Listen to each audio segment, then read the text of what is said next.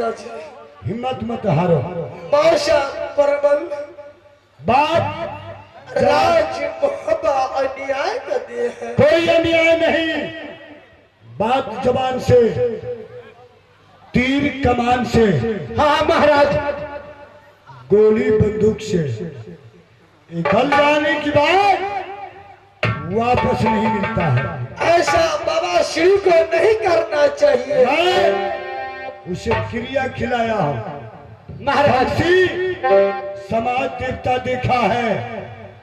इस समय धैर्य से धन धरोहर मिलता जी, कर्तव्य तपस्या से पूर्ण। अरे तपस्या क्या था?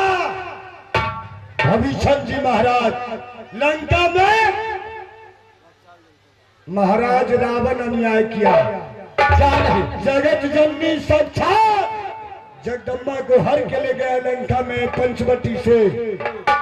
कोई शपथ कहने वाला नहीं मिलता था।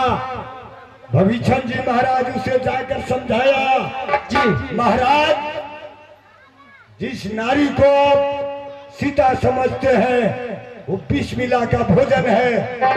साक्षात आदिया भवानी जगदम्बा है, उसे हर कर लाए हैं, लंका कोयला बन जाएगा। महाराज भविष्य को जूता से लंका से भगा दिया। भगवान श्री राम को पास शरण लिया। हाँ महाराज, तपस्या किया राम को साथ, तो लंका को भविष्य राजा बना।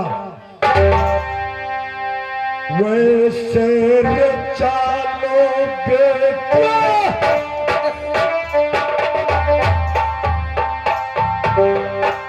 पिताजी के साथ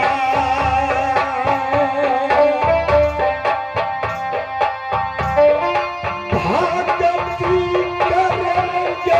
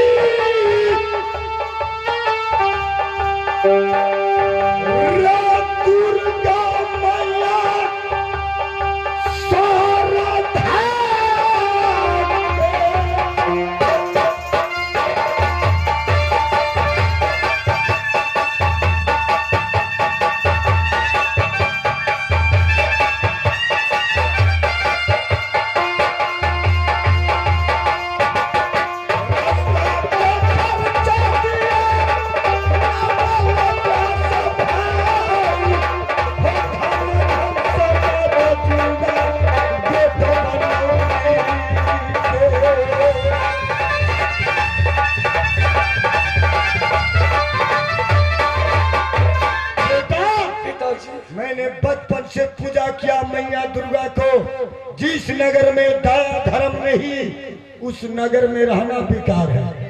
चलो इस नगर को त्याग कर देंगे। जब हिस्सा नहीं मिला, तुम बड़ी मर्द का लाज है, हिजरा का क्या है लाभ? यहाँ से कहाँ जाएंगे पिताजी? पिता को वचन निभाने पुत्र का अति धम है। आजकल बुरा पिल्सिन को पैसा मिलता है बाप मातारी को, अगर उसमें से 5000 बेटा को दारू पियाला पैसा न मिलेगा तो माई को बाह पकड़ के रोड पर घर से निकाल के बैठा देते हैं। उस बेटा को दोनों गोर में लकवा मारेगा। माँ और पिता इस दुनिया से बढ़कर कोई भगवान नहीं है। ध्यान देंगे साथी, अपने माता और पिता को तकलीफ और दुख देने का काम न करेंगे। उदलार भाग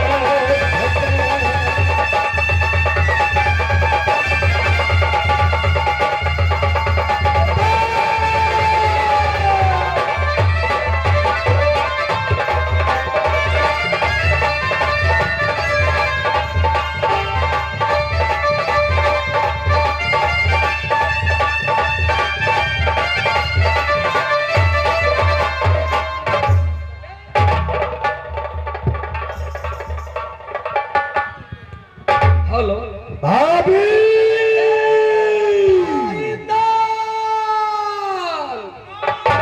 देखा ना माँ सोना की चाल देखा माँ मैं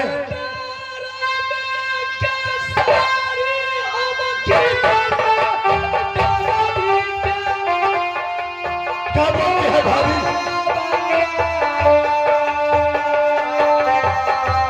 यह मुनासिब नहीं है नाना वाली भाभी।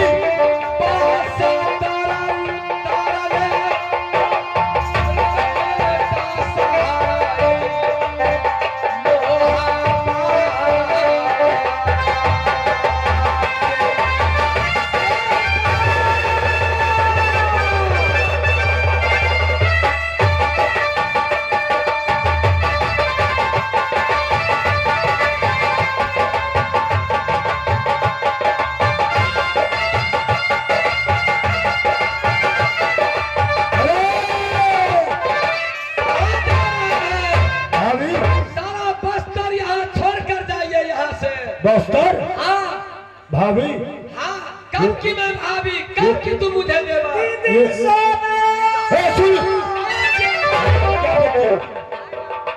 ये बस्तर तुम्हारा बाप दिया है। हमारा बाप दिया है। राजनैना दिया है। नैना दिया है मेरा ठगिनिया क्या धन ठग लिया। पंच को घूस देकर सारे इकलौती संपत्ति ले लिया। बस्तर लेने से तुम धनिक बन जाओगे। रोम रोम अहंकार सतगुरु से परचा नहीं चारों बरना लो ओ महाराज कीजिए धान धरम दोनों ले छे एकरा त लखवा मार देते। धान धरम कहीं दोनों उसको छोड़ दो। सुपत कहा है भाभी? महारानी बस्तर ले लो। बेटा महाराज है कैसे हम बेटा बस्तर भी ले लो। जिस मर्द को बात की तनाव नहीं है, लिहाजत नहीं है, उस मर्द को डूब कर मर जाना चाहिए। बात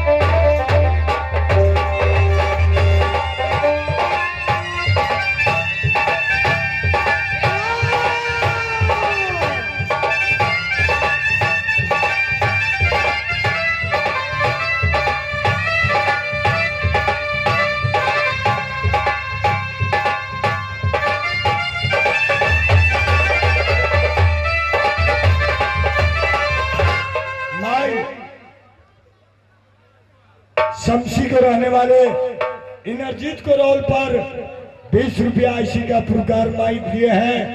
उस माता जी को पार्टी लाख लाख नमस्कार करती है। ये पैसा इंद्रजीत को दे दो। भाभी कब की मैं तुम्हें भाभी, कब की तुम मुझे देवा। सच कहा था प्रधान पंडित। अरे चल चल नारी के चाल से पर को ईटा पकड़ो पाक से, धान के लार पार से पकड़ो, सुरमा के पकड़ो बात से।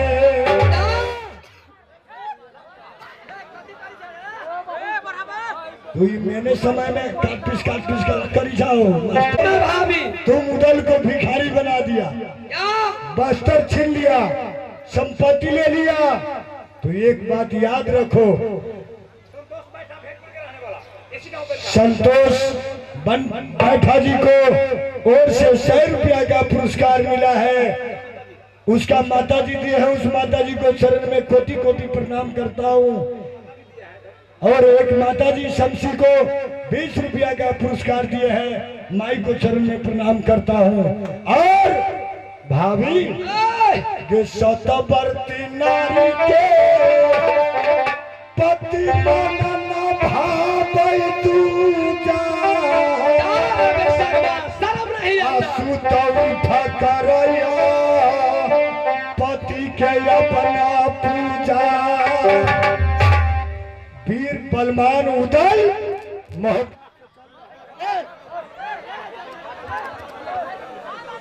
पति है, उसे सुत उठ के पूजा करना। और जो राजपाट तुम छीन लिया है, उस संपत्ति को जुगा के रखना। संपत्ति से तुम्हें क्या लेना देना है। रघुकुल रीता सदा चली आई, प्राण जाए पर बचन न जाई।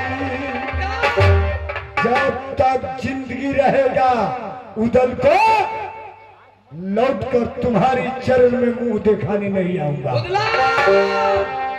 मोहब्बा के इज्जत भौजी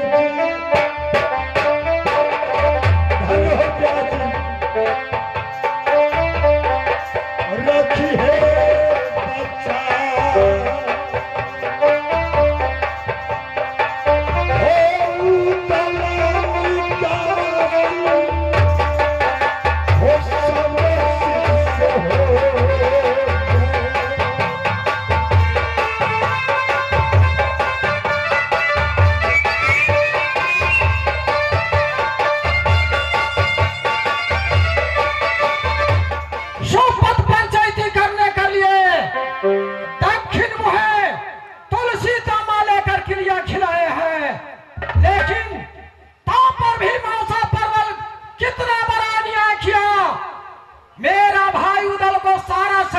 अर्दा हुआ था, मेरा कुछ नहीं अर्दा हुआ था। सब जितना संपत्ति है उदला को पाए का है। लेकिन मेरा भाई उदल सोचा इसको क्रिया नहीं खिलाएंगे तो मेरा भाई को कहीं कमी बेसी करेगा। इसलिए मेरा भाई दक्षिण में घूमकर क्रिया खिलाया, बेटा लेकर कसम खिलाया, तब पर भी मौसा परवल कितना अन्याय कर दिया। हाय भगवान, अयो अयो अयो, मौसा परवल कहाँ रखेंगे। ये थाना का गिरेगा मौसा परवल गया।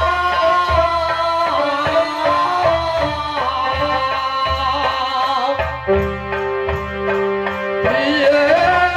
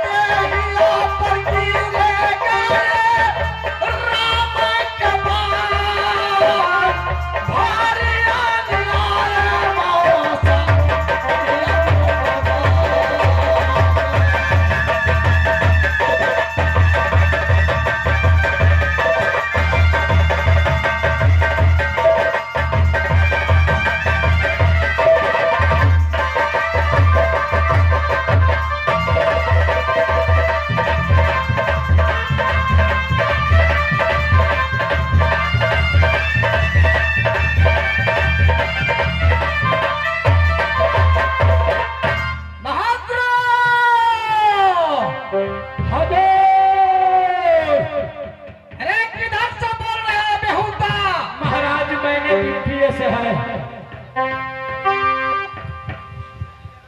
अरे यहाँ क्या गुजर रहा है? तुम कुछ नहीं जानते हैं। इतना बड़ा अन्याय नहीं होना चाहिए, लेकिन मौसा परवल क्या कर दिया?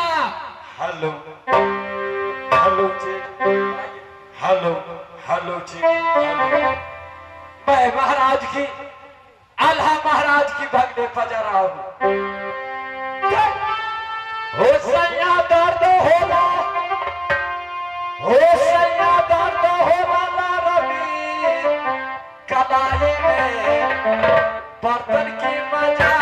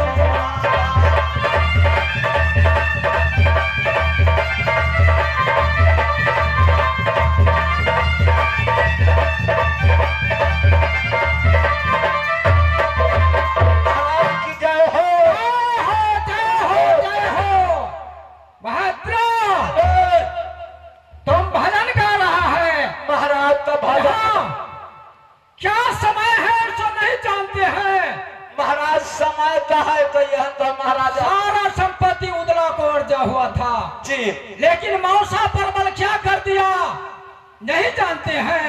महाराज मौसा परवल नहीं किया, महाराज आल्हा महाराज किया है। मैं किया, पंचायती मैं किया है। महाराज तो ओहन पंच के बेटो न मरदा छे, तब जे दोनों हिस्सा एके बोरा के दे देबे तो वो पंच क्रिया खाए वाला के बेटा मरदा। अरे कब उसको पड़ेगा नहीं पड़ेगा सो बात नहीं है।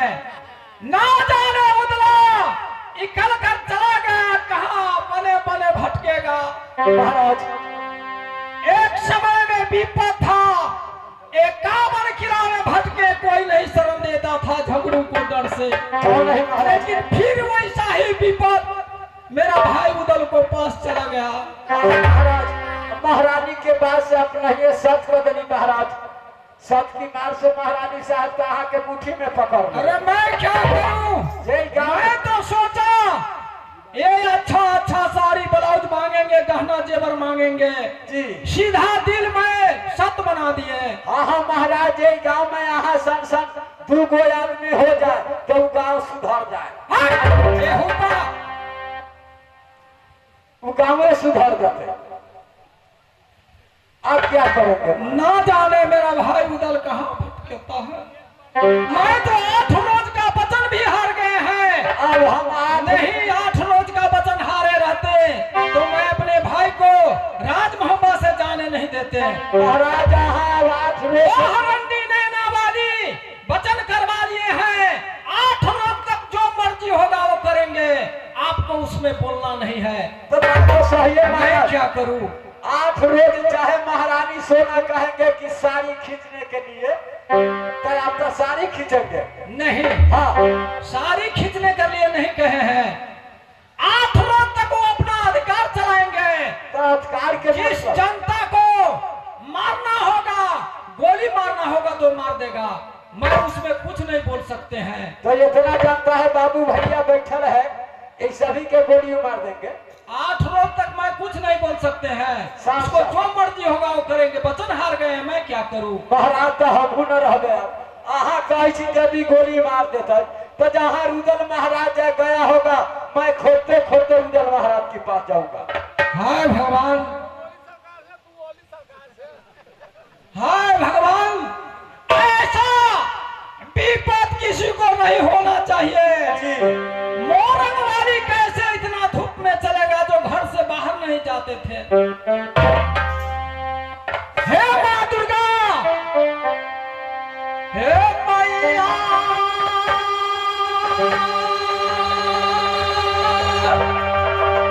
सोना है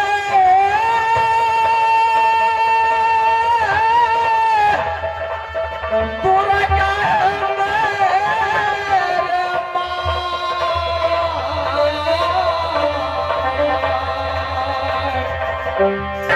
मेरे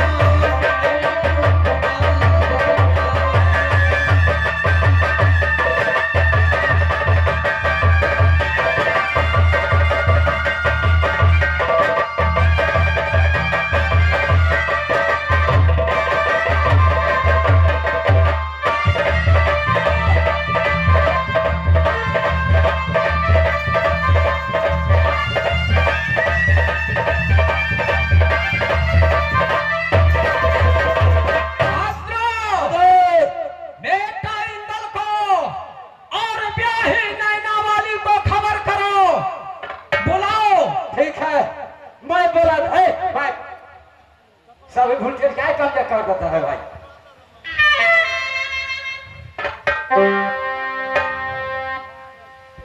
hello hello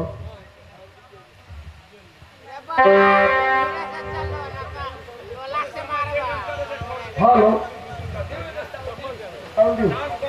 hello hello hello hello ठीक हेलो हेलो हेलो ब्याही नैना वाली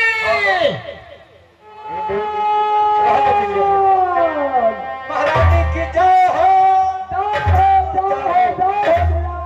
महारानी साहब पतलाबाद दीजिए भाई जी, पतलाबाद दीजिए पतलाबाद। मीरान हम महारानी साहब गंगा की देखे बलवा देखे उदास जाओ नहीं महारानी। कुशलिया दिन गानी की ताको मीठ जारमान महारानी साहब कि राजा कुशल प्रजा कुशल कुशल है मोहब्बत की समाज। अच्छे कुशल में महाराज है, अच्छे कुशल में मैं भी ये महारानी साहब महाराज की बुलाहट है। कहा दीता सावतिया कर दवा चुराई पाई हो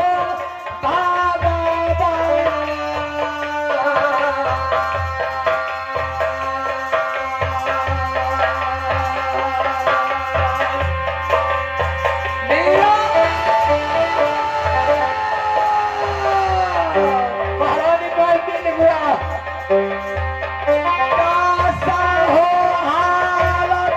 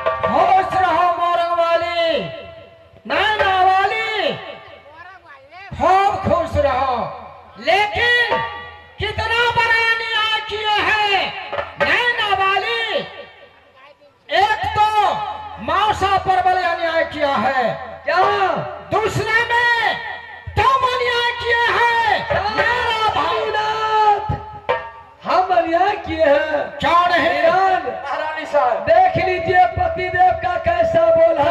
पिताजी बहुत खुश रहो बेटा इंदल, बेटा इंदल। पिताश्री देख लो तुम्हारा माँ को कितना बड़ा न्याय किया है। एक तो मौसा परमल मेरा भाई उदल को सुइया बमोजी यह संपत्ति में अधिकार नहीं रहने दिया, लेकिन तेरे माँ मेरा भाई को देह पर को बस्तर उतार कर रात से निकासी कर दिया। ये अच्छा लगता है मोरंग वाली को देह पर को बस्तर उतार लिया, बेटा इंद्रजीत को बस्तर उतार लिया। यह बस्तर तो नहीं उतारना चाहिए। पिताश्री इसमें मुझे क्या गलती है? अरे तो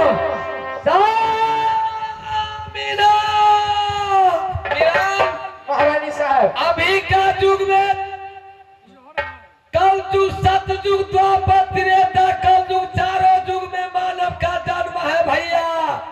इस चारों युग में भैयारी फांट होते हैं और हो रहे हैं, लेकिन यह भी देख लीजिए जिसका घर में औरत होशियार होते हैं उसका घर का मर्द बुर्बक होते हैं, उसका घर का औरत होशियार होते हैं। जिसका घर घर में घर वाला होशियार होते हैं। ईरान महारानी साहब ऐसे देख लीजिए भैंसी का पारा है। हाँ भैंसी का ए, ऐसा शब्द मत निकालो। बुर्बक से बुर्बक मर्द होते हैं जो अपना हक हिस्सा के लिए तैयार रहते हैं, बरकरार रहते हैं। महारानी साहब मैं पता नहीं हार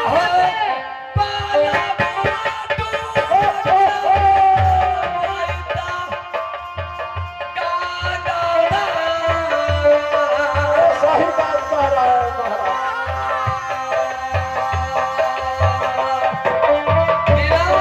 महारानी जिस समय लालबाग में पापी इंद्रजीत इंदल को आम छीन कर खा गया, क्यों नहीं उस समय इंदल का हक हिस्सा है कि नहीं? जी वह समय वह पतिदेव का हक हिस्सा है कि नहीं? पूछिए ना। दादा हो बेसारा सारा आखिया।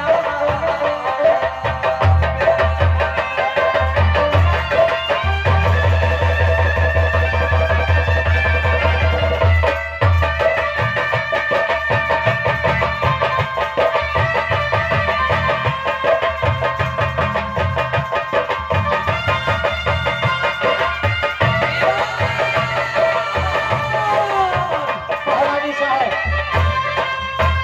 कलयुग समय ऐसा बीत रहे हैं जिसका घर में जनी होशियार है या मर्द जो बुर्बक है उसका जनी विदेश खड़ते हैं, घर में बैठकर खाते हैं घर वाला खा रहे हैं, मस्ती उड़ा रहे हैं। जी तो लेकिन घर वाली वैसा विदेश खड़ते हैं। महारानी साहब मोटारी लेके चलता बैला हीरा में काटा ले बैठी।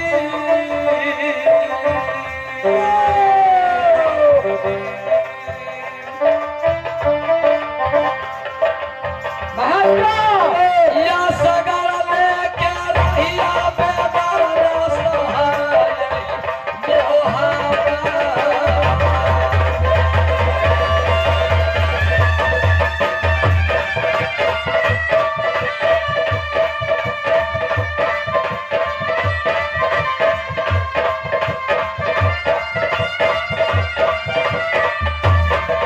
बेटा,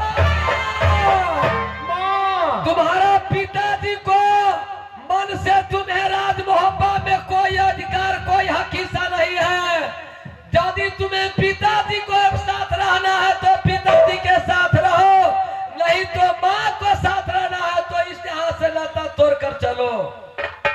आप केकरा से फरिया बेहुदा रे नाथा तोड़ कर जाएगा। मैं तो 8 दिन का अधिकार दे दिए हैं, जहाँ मन है रंडी को जाने दो। मैं रोक नहीं सकते हैं, कुछ बोल नहीं सकते हैं, जो करना है करो दो, अहाँ के क्योंकि मैं घेरना जाएंगे। तो यहाँ के तन को विचार लगे भरल सभा में रंडी कही थी महारानी के। रे बेहुदा कर्म ऐसा किया है, देह जल रहा है। ना वो कौन कर्म कैले है? अहाँ के पूछी थी। तुमको मालूम नहीं है? देना दे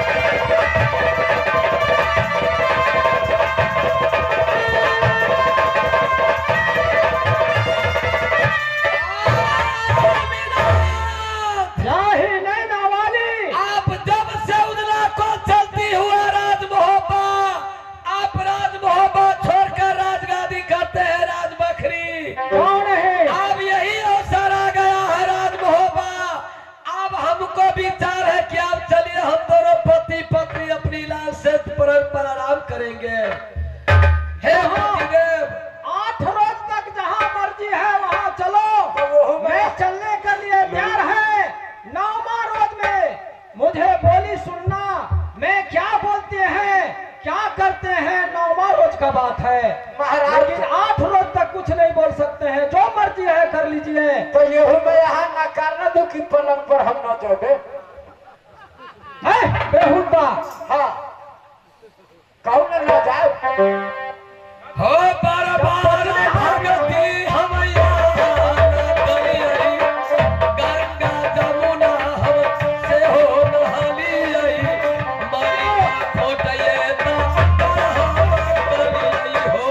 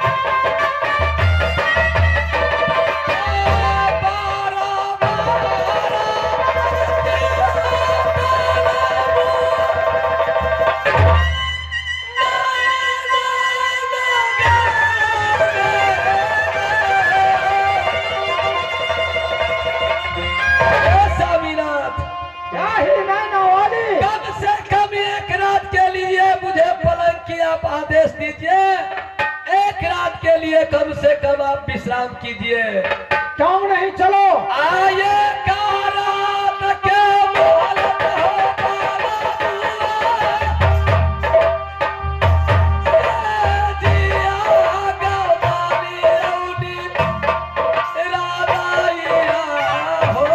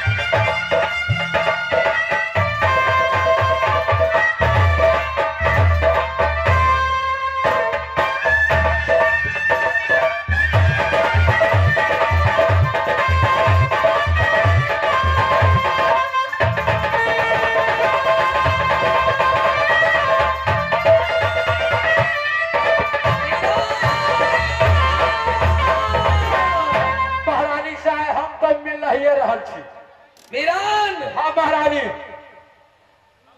बड़े भाग माना मनुष्य पावा सुर दुर्लभ सत ग्रंथ ही गावा। यह समय आप यथा ढंग से डिप्टी करना राज महोबा। आप जा रहे हो अपनी पलंग के अंदर लाली से पलंग अपने पतिदेव के साथ अच्छा ढंग से ड्यूटी करना। तो कहाँ बोल रही है?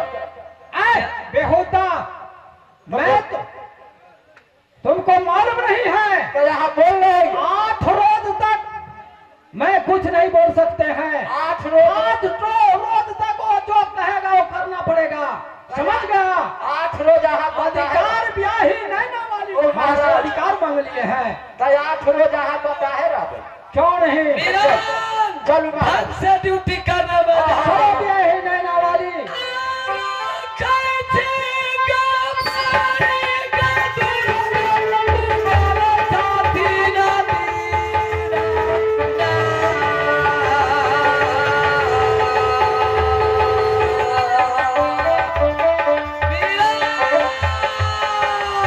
और महाराज जी साहब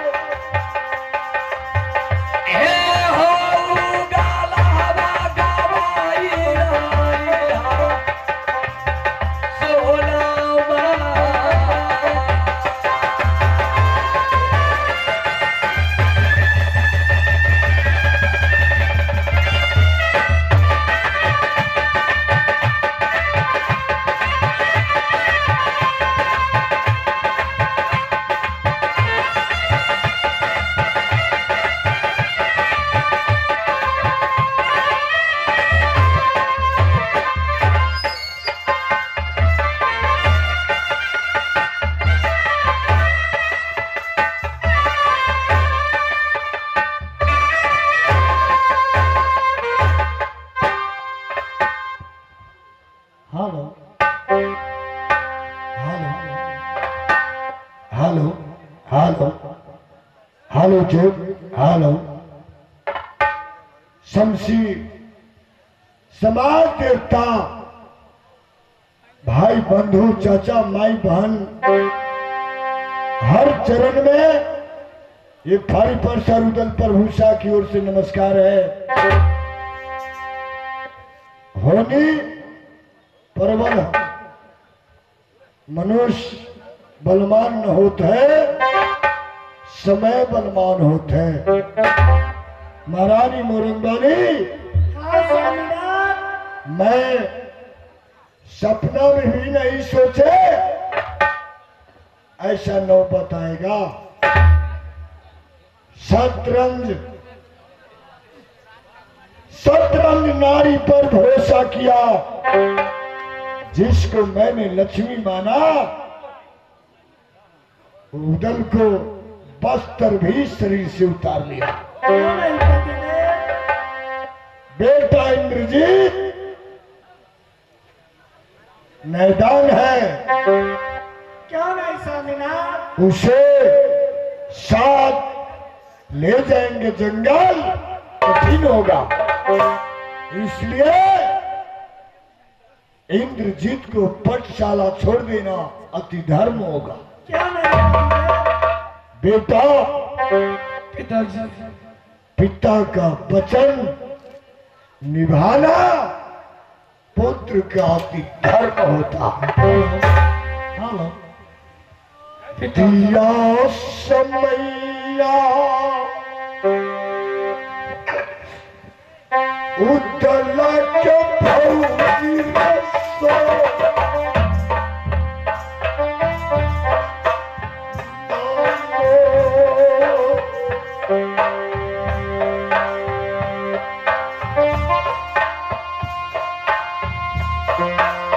घेरती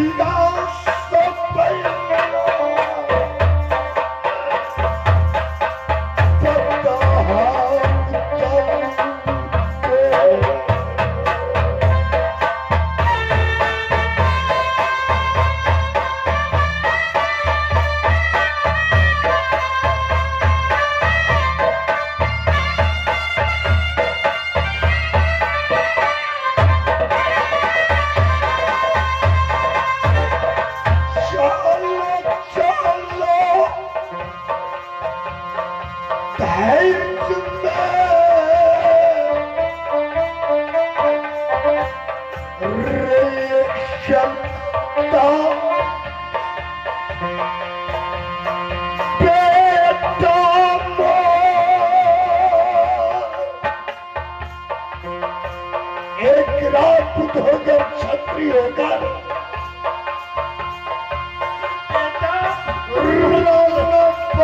भटक के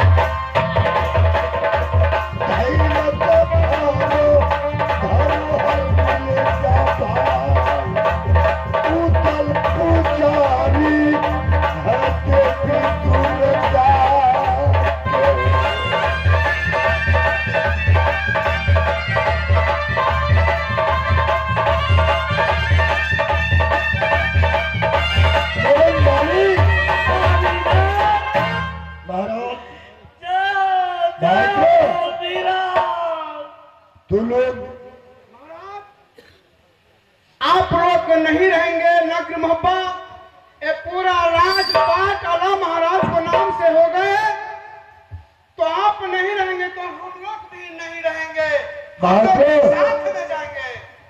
ऐसा मत करो। देखिए इस अरे! में दया धर्म नहीं है। नहीं है। जहाँ जहाँ अगर उधर महाराज आएगा ना वही हम लोग चलेंगे। चलेंगे, जिएंगे, मरेंगे साथ में। इस राज में दया धर्म बहादुर हम भी चलेंगे। हम भी चलेंगे, रहना ही रहेंगे। हम भी चलेंगे महाराज, जहाँ जहाँ रुदल महाराज जाएंगे जहाँ जहाँ हम भी चलेंगे। इंद्रजीत एक जनता जिस प्रकार भगवान पुरुषोत्तम राजा रामचंद्र जी को महारानी केकी की वरदान से पिता कन्या निभाकर रामचंद्र जी वन में निकला और गंगा तट पर केवल नवरिया से नाव खेपता था, उस समय का सीन है श्रीमान जी। जा कुल घाते मोहब्बा को जनता को दुख दे दिया। एक तो कठिन है, जी जो आप सब दल को हित है, मित्र है, तो जाकर मोहब्बा को रात पात संभालिए और भैया अमरपति आल्हा सिंह को सहयोग कीजिए। हम लोग साथ में जाएंगे। जंगल में भोजना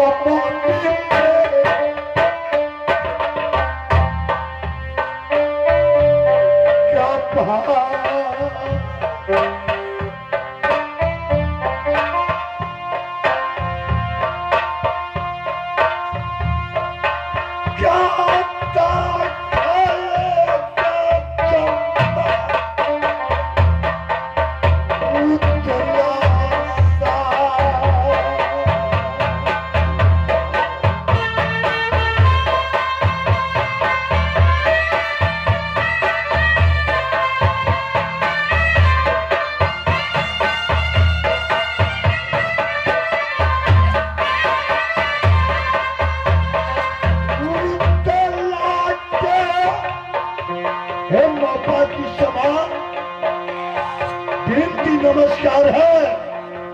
आप सब जाकर मोहब्बत संभालिए, उधर चले जाओ तुम लोग संगम जाएंगे, वहाँ कठिन होगा। क्या भोजन खाएंगे, पानी नहीं मिलेगा। नहीं नहीं, जहाँ आप मरिएगा तहाँ हम भी लोग मरेंगे। धन्य है समाज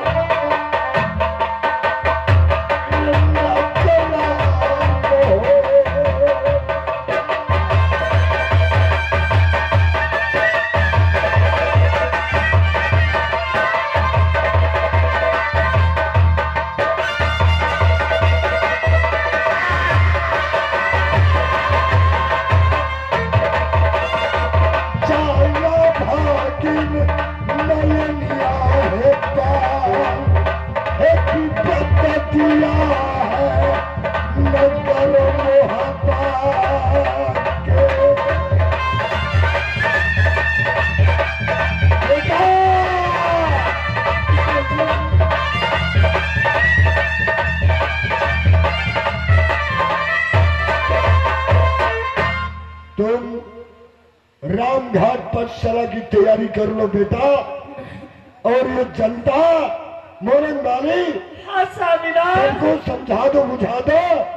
यहाँ से ही सब लौटकर मोहब्बा जाएगा। स्वामी जी, मालकिनी अपने दोनों प्राणी के बच्चा बेरट किया बितराली बच्चा। तुम लोग चले जाओ राज मोहब्बा कि भैया जी की सहयोग करना।